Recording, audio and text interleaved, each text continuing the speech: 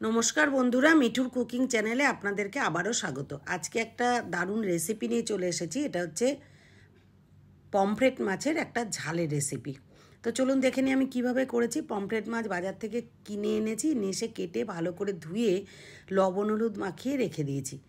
দেখুন সাইজটা কিন্তু একেবারেই প্রায় ছোট।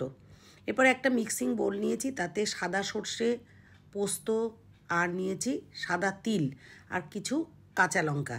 একটু ঝাল ঝাল হলে কিন্তু দুর্দান্ত লাগবে খেতে। আমি কয়েকটা কাঁচা লঙ্কা নিয়েছি, 5-6টা কাঁচা লঙ্কা নিয়ে নিয়েছি। আপনারা যতটা ঝাল খাবেন সেই অনুযায়ী কাঁচা লঙ্কা নেবেন। আর একটা টমেটো নিয়েছি, ভালো করে দানা ছাড়িয়ে তারপরে কিন্তু আমি টমেটোটাও এর মধ্যে দিয়ে দিচ্ছি। প্রথমে এই মিক্সির জারটাকে শুকনো একবার ঘুরিয়ে নেব, জল ছাড়া। তারপরে কিন্তু জল দিয়ে একটা স্মুথ পেস্ট বানিয়ে নেব। প্রথমে একবার ঘুরিয়ে নিয়েছি, দেখুন টমেটোর জলটাতেই কিন্তু অনেকটা ভেজা ভেজা হয়ে গেছে। এরপর অল্প একটু জল আর অল্প লবণ আর হলুদ দিয়ে ভালো করে পেস্ট বানিয়ে নিয়েছি। এরপর কড়াইতে তেল গরম করে তাতে একে একে মাছগুলো ছেড়ে ভালো করে তেলের মধ্যে মাছগুলো ছেড়ে দিয়ে ভালো করে ভেজে ভেজে তুলে নিচ্ছি। খুব বেশি কিন্তু একেবারে পোড়া পোড়া ভাজিনি, আবার কাঁচা কাঁচাও রাখিনি। খুব বেশি ড্রাই করে নিলে একদম মাছটা সিটা হয়ে যাবে, আর যদি কাঁচা হয় তাহলে গন্ধ ছাড়বে। তো এরকম মিডিয়াম করেই ভেজে নিতে হবে মাছটাকে। আমি যেভাবে করেছি, যেভাবে দেখাচ্ছি, আপনারা ঠিক এইভাবে করে খেয়ে দেখবেন। আর মানে কিছুই লাগবে না খেতে। বা যে কেউ যদি খায়, গেস্ট কাউকে যদি এইভাবে রান্না করে দেন, তাহলে আঙ্গুল চাটতে থাকবে কিন্তু।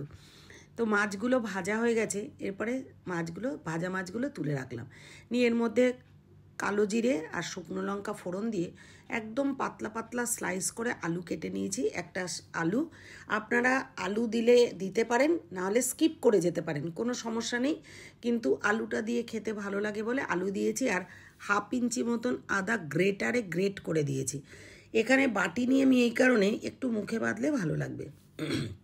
এরপরে একটু ভালো করে নাড়াচাড়া করে নিয়ে মশলা যে পেস্ট করে রেখেছিলাম সর্ষে পোস্ত তিল দিয়ে, সেটা তেলের উপরে দিয়ে দিলাম। দিয়ে আলু দিয়ে আর ওই মশলাগুলো দিয়ে বেশ কিছুক্ষণ কষে নিতে হবে, যতক্ষণ না পর্যন্ত পাশ থেকে তেল ছেড়ে দেয়, ততক্ষণ পর্যন্ত কষতে হবে। এবারে এর মধ্যে স্বাদ মতো লবণ, যতটা লবণ লাগবে ঠিক ততটাই লবণ দিয়ে দিয়েছি। দিয়ে ভালো করে আবার কিছুক্ষণ নাড়িয়ে চাড়িয়ে মশলার পটটা ধুয়ে জল দিয়ে দিলাম, কারণ যাতে কড়াইয়ের নিচে লেগে না যায়।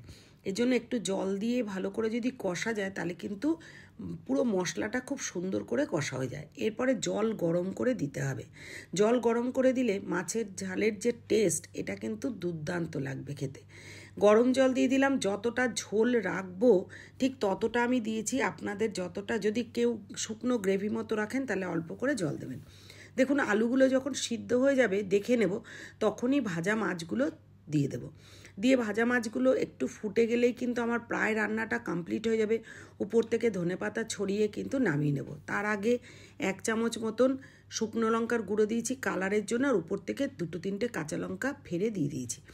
তাতে কাঁচা লঙ্কার গন্ধটা খুব ভালো আসবে।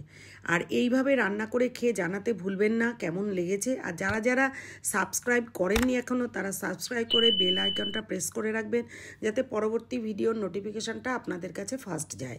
আর যারা যারা এই চ্যানেলটাকে সাবস্ক্রাইব করেছেন অলরেডি, তাদেরকে অনেক অনেক ধন্যবাদ, অনেক ধন্যবাদ আমার পাশে থাকার জন্য। আর কমেন্ট করে জানাতে ভুলবেন না দেখে কেমন লাগলো। আর যারা রান্না করে খাবেন ঠিক এই প্রসিডিওরে, তারা কিন্তু জানাতে ভুলবেন না কেমন লেগেছে। মাছের টেস্টটাই কিন্তু পাল্টে যাবে। Thanks for watching.